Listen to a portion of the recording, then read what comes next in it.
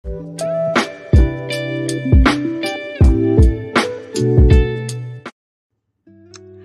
everyone! Ako si Angeline Julia Tilalu at ito ang aking output number 1. Naalala ko pa noong ako ay nasa elementarya, namimiss ko ang paggising sa akin ng aking lola ng maaga dahil kailangan kong pumasok sa eskwela. Namimiss ko ang magising na meron ng nakahandang almusal at ang uniforme na nakaayos na. Namimiss ko rin ang pakikipaglaro sa aking mga kaklase tuwing recess at uwian. Dahil ngayon ay ako na mismo ang nagluluto ng aking kakainin bago pumasok at ang nag-aayos ng aking susuotin.